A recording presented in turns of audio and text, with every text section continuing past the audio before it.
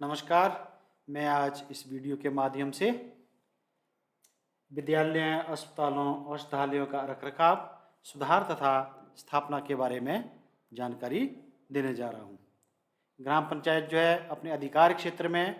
विद्यालयों की मुरम्मत कैसे कर सकते हैं, औषधालयों की मुरम्मत कैसे कर सकते हैं और आयुर्वेदिक डिस्पेंसरी की मुरम्मत कैसे की जा सकती है और इसकी स्थापना किस तरह से की जा सकती है, उसके बारे में चर्चा करेंगे। सर्वप्रथम मैं पंचायत समिति की संयुक्त समिति को सौंपे जाने वाले कार्य के बारे में चर्चा करता हूँ। हिमाचल प्रदेश पंचायती राज अधिनियम 1994 की धारा 25(1) के अंतर्गत यदि 2 या उससे अधिक ग्राम सभाएं किसी बिजनेस में ट्रांजैक्टिंग करने के लिए संयुक्त रूप से इंटरेस्टेड हों तो वे धारा 24 के प्रोविज़न के अनुसार बनाई गई संयुक्त समिति या पंचायत समिति को ऐसी शर्तों के अधीन रहते हुए जैसी वे अधिरोपित करना उचित समझे किसी संयुक्त कार्य के बारे में प्रत्येक ग्राम सभा पर बाइंडिंग किसी स्कीम को फ्रेम करने, उसका निर्माण करने, मेंटेनेंस करने और शक्ति के बारे में जो ऐसी स्कीम के संबंध में ऐसी किसी ग्राम सभा द्वारा प्रयोग की जा सकेगी उसकी शक्ति डेलीगेट कर सकती है।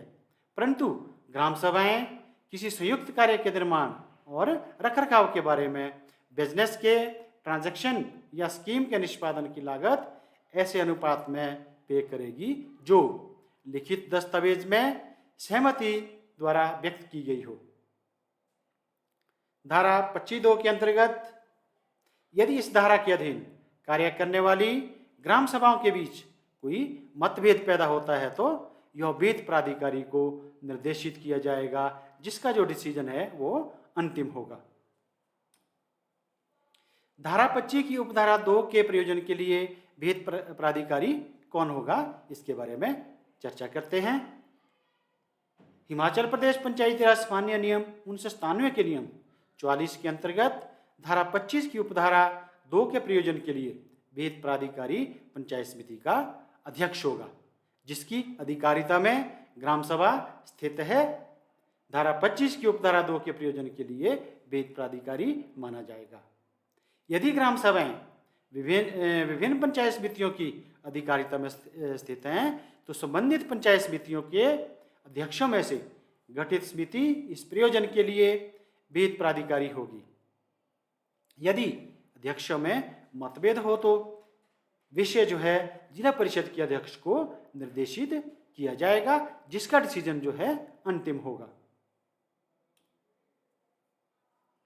अब हम चर्चा करेंगे विद्यालयों, अस्पतालों या औषधालयों का रखरखाव और सुधार के बारे में। ग्राम पंचायत जो है अपने अधिकार क्षेत्र में विद्यालयों का रखरखाव कैसे कर सकती है, उसके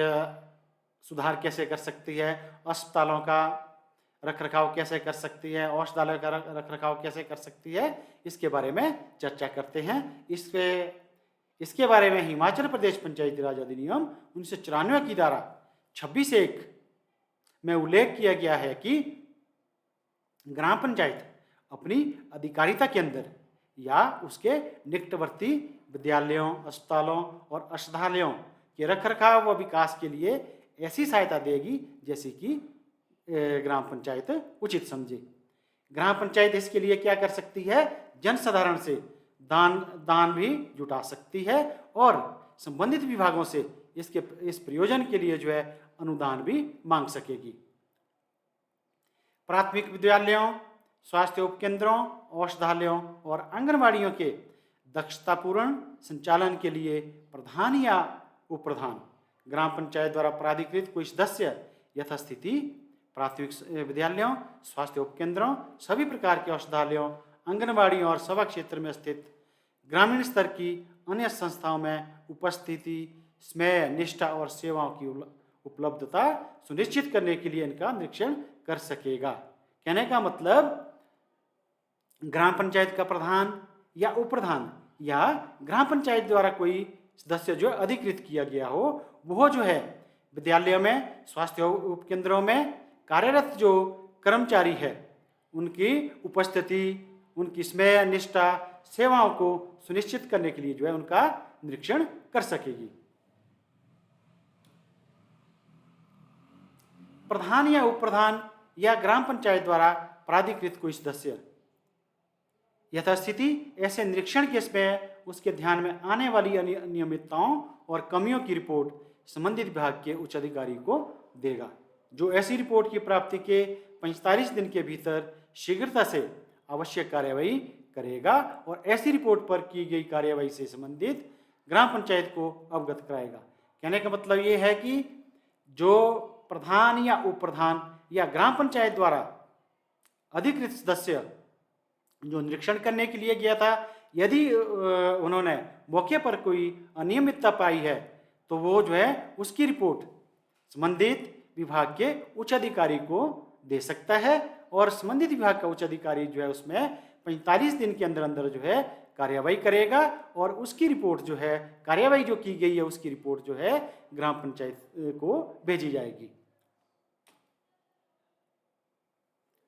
अब हम चर्चा करेंगे पंचायत के किसी समूह के लिए विद्यालयों, अस्पतालों या औषधालयों की स्थापना। तो इस अधिनियम के तहत जो ग्राम पंचायत को अधिकृत किया गया है कि ये ग्राम पंचायत है विद्यालयों की स्थापना कर सकती है, अस्पतालों की स्थापना कर सकती है, औषधालयों की स्थापना कर सकती हैं। आइए इसके बारे में चर्चा करते हैं। हिमाचल प्रदेश पंचायती राज अधिनियम 1994 की धारा 27 तथा पंचायती राज सामान्य नियम 1997 के नियम 46 के अंतर्गत यदि पड़ोसी ग्राम पंचायत क्षेत्रों के समूह में कोई विद्यालय, अस्पताल या औषधालय नहीं है तो वहाँ उनकी ग्राम पंचायतें मिलकर तथा सरकार से उचित निर्देश लेकर जो है ऐसे किसी विद्यालय, अस्पताल या आयुर्वेदिक अथवा यूनानी औषधालय की स्थापना के लिए उचित योगदान दे सकती है। कहने का मतलब जहाँ या जिस पंचायत में या जिस पंचायत के नज़दीक जो है विद्यालय, अस्पताल या औषधालय नहीं है तो वहाँ की पंचायतें जो है इसके लिए उचित कदम, इसकी स्थापना के लिए उचित कदम उठा सकती है और ग्राम पंचायत इसमें योगदान दे सकती है। परंतु सरकार ऐसी निधि जो इस प्रयोजन के लिए आवश्यक हो संबंधित ग्राम पंचायतों के डिस्पोजल पर रखेगी। इसके बाद चर्चा करते हैं सरकारी सेवकों की सहायता।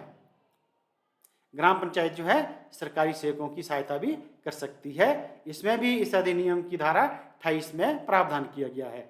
हिमाचल प्रदेश पंचायती राज अधिनियम 1994 की धारा 28 तथा हिमाचल प्रदेश पंचायती राज सामान्य नियम 1997 के नियम 47 के अंतर्गत ग्राम पंचायत अपने क्षेत्र के भीतर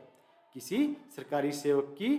उसके कर्तव्यों के विधि पूर्वक पालन में प्रधान या उप प्रधान के माध्यम से सहायता करेगी अगर सरकारी सेवक ने ऐसा करने के लिए निवेदन दिया है।